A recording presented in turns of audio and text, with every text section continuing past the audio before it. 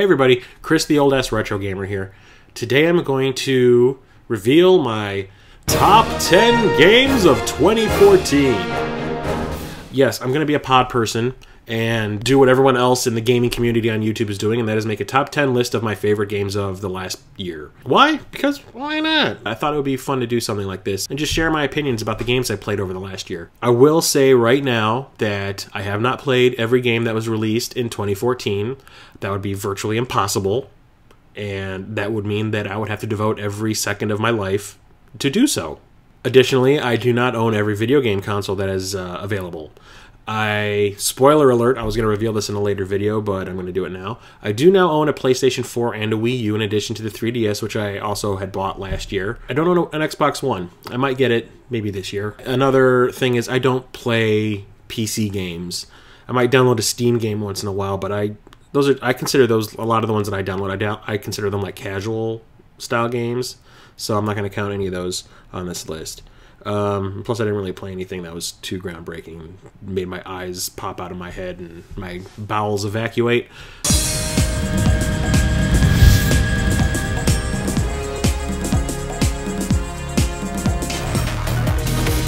Nano Assault Neo is a downloadable Nintendo eShop game for the Wii U and is Shinen's follow-up to Nano Assault for the Nintendo 3DS. It is a graphically insane and unique shooter that finds you in command of a microscopic ship attempting to destroy bacteria and other types of corruption on living cells. Instead of it being a side, vertical, or into-the-screen type of scrolling shooter, the game takes place in 3D space where your ship is stationary and the playfield rotates instead. It is pure gameplay, it is a ton of fun, and features one hell of an awesome techno-inspired soundtrack. Unfortunately, the game gets kind of repetitive, where you are constantly doing the same thing over and over again. You have the same objectives repeating, and there isn't a lot of variety in the gameplay. But it doesn't mean it's not fun, which it is in great amounts.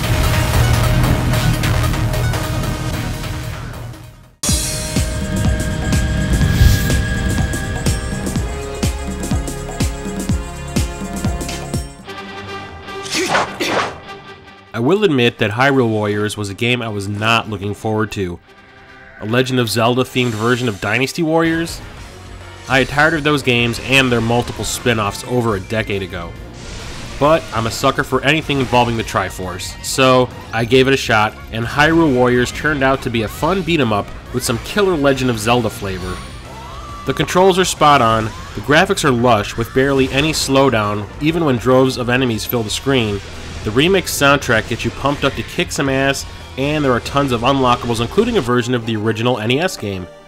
While it can be engrossing for hours on end, a few times my gamepad's battery died in mid-game due to some long sessions, but just like the Dynasty Warriors games, the sheer repetitiveness can wear out its welcome often. Regardless of this fatal flaw to some gamers, its pros definitely outweighed the cons for me and completely won me over.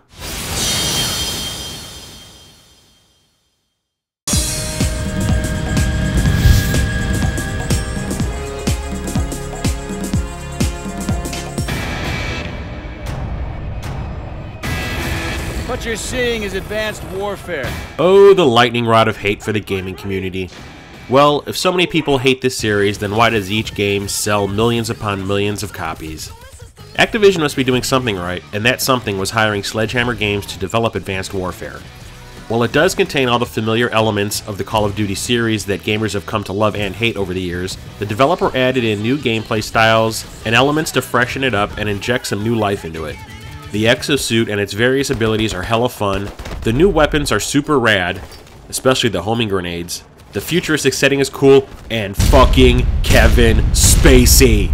The storyline is enjoyable as well, but it does follow the standard series formula. However, the audio-visual aspect of the game is uber impressive, and as one of the first games I played on my PS4, it wowed me in such a way that I truly realized what this new generation of hardware was capable of. Although I didn't play any of the online modes because I cannot stand online multiplayer, I don't miss it, but I hear it's not that bad. If you can get past the fact that this is yet another game in the never-ending Call of Duty franchise, you'll see that there is a lot here to love.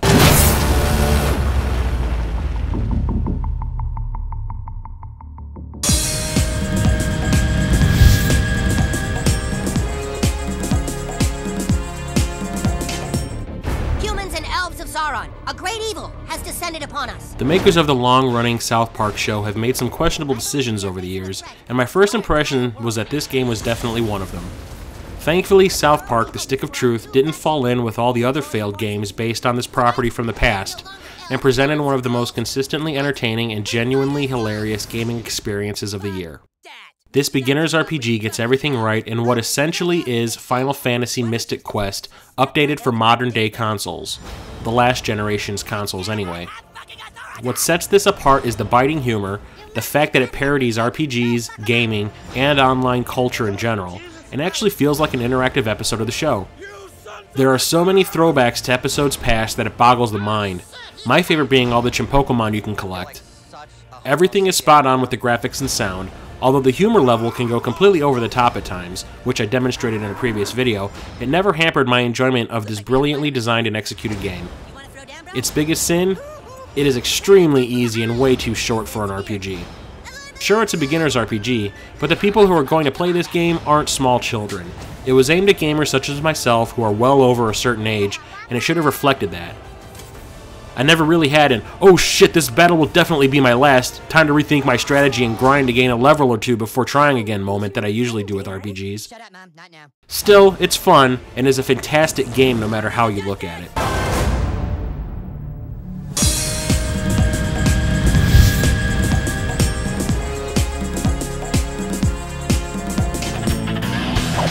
Ever wondered what it would be like to play an interactive cartoon?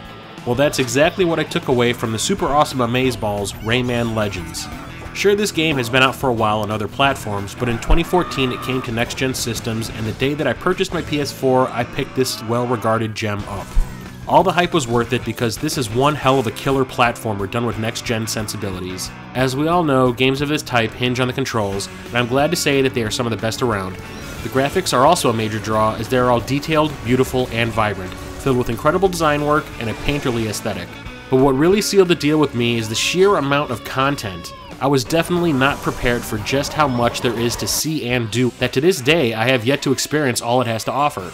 Ubisoft really deserves a pat on the back for making me love this franchise once again, as I hadn't played a game in this series since Rayman 2 on the Sega Dreamcast, which is just as fantastic and was released well over a decade ago. As far as I'm concerned, they took what worked in that game and improved on it exponentially in every aspect. This is a winner, and is one of the most visually impressive games I have ever played.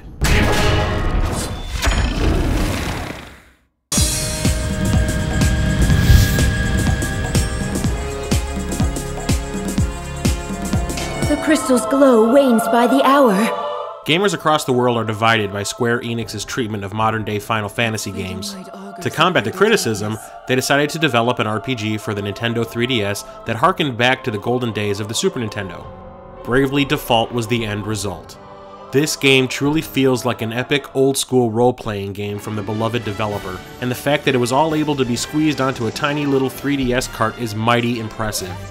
Graphically appealing, musically gorgeous, and with one hell of an awesomely inventive and fun combat system, Bravely Default is the game RPG aficionados have been waiting for. The story is involving, with plenty of interesting characters and plot twists to keep even the most jaded gamer glued to the dual screens. I adore this game, and will fully admit that I purchased a 3DS just so I can play it. I was not disappointed, and I cannot wait for the sequel that was recently announced to be released.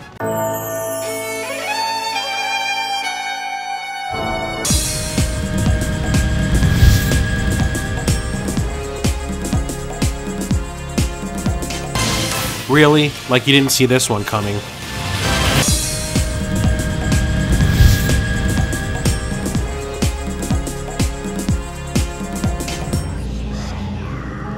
Back in the day, I had only briefly played Diablo 2, so I couldn't figure out why people were always gushing over it. I picked up Diablo III Reaper of Souls Ultimate Evil Edition for the PS4, basically because I found it for half off on Black Friday. The moment I booted this up for the first time, I finally understood why this franchise inspires geek boners worldwide. This incredibly involving action RPG sucked me in like nothing before it, and I spent many late nights completely entrenched in its awesomeness. In fact, just like Hyrule Warriors, there were times where I played this in such long stretches that my controller's battery died in mid-game and I had to stop in order to recharge it. It's RPG meth. In my opinion, the keys to a game like this are gameplay and story. This has both in ample amounts. The simple yet deep combat system is incredibly fun and easy to learn, and the story, with all its branching paths and side plots involving the sorceress, scoundrel, and paladin, are all interesting and worth the time it takes to listen to the impressive voice actors deliver their lines. As everyone knows, this game is all about the loot, and while you have the option to purchase plenty of equipment, I found myself relying strictly on whatever my slain enemies dropped on the battlefield to make my monk such a badass. While I will fully admit that some boss fights are a cakewalk, and there really is no strategy as to which of your companions you should take with you on certain missions, this is one of the most fun experiences I've had playing a video game ever, hence why it's so high on the list. Blizzard, bring on Diablo IV! Damn it!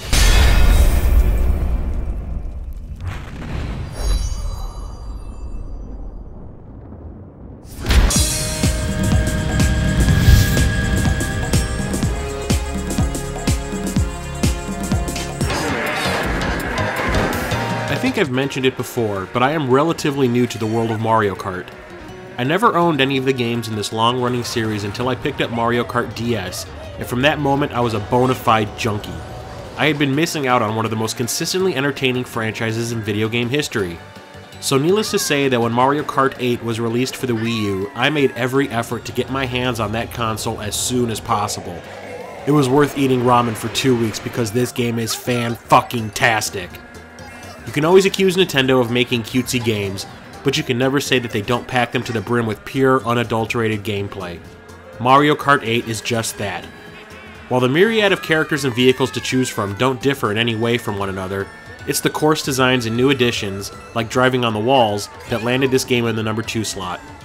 Graphically, this game is fantastic, with tons of bright colors and intricate details to stimulate your rods and cones until they melt. Not all the music fares as well, but there's nothing I would say was shit in that department. Lots of fun DLC, which isn't all that pricey when you consider the quality you receive, is also a great bonus. I can't wait to play this in multiplayer because that's always been where this franchise excels.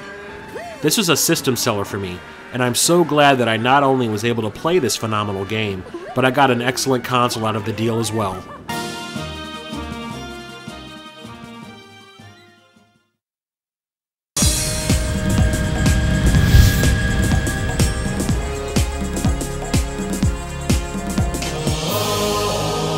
Here we are, number 1. And why exactly did I choose Shovel Knight as my favorite game of 2014? Well, it could be the retro-inspired look of the game that emulates 8-bit side-scrollers to a T. It could be the fantastic chiptune music that is not only awesomely composed, but rad as hell to listen to while driving on the expressway. It could also be the perfectly balanced and challenging gameplay that is a fantastic mix of what both Mega Man and Super Mario World offered in their heyday. Unsurprisingly, it's a mix of all three. Shovel Knight, which was born out of a successful Kickstarter campaign by Yacht Club Games, is something that not only offers everything I could ever want in a game, but does so while wrapped in an awesome bow of nostalgia that made my geeky heart proud. This is a testament to what it was like to play those ultra-hard platformers back in the day, and Shovel Knight does so without apology, wearing its old-school intentions on its sleeve from the moment you press start. While I wasn't very happy that this game was never released on physical media and is only available via download, in my case on the Wii U eShop, I cannot complain that the game was relatively inexpensive and possessed as much bang for your buck and more replayability than most modern games released at full price.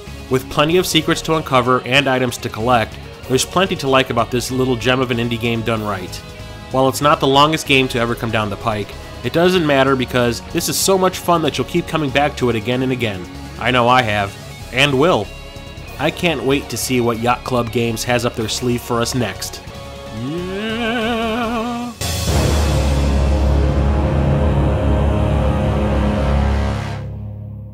So that is my top 10 list of games I played in 2014. Like I said, I haven't played everything. I don't own every system, so I couldn't have played a lot of the exclusives for the Xbox One. I don't do PC gaming or Mac. Well, I own a Mac. I don't game on my computer. How about that? Yes, my list is going to be different than yours because I have not had your experiences. These are my experiences. And I hope that you liked the ones that I did pick. Shovel Knight, just goddamn dude, just get on it. Get on that if you haven't. Get on it. Get on it now. Feel free to check me out on Twitter. Send me messages. Subscribe to my channel. Comment. Give me a thumbs up. share me with people. I want to chit-chat with y'all. That's why I do this. Come on. Retro gaming. It's the shit. And don't forget to check out my other show, Toasty. I'll put the link in the description below. You'll love it. Guaranteed. So, until next time, I'm Chris, the old-ass retro gamer, signing off.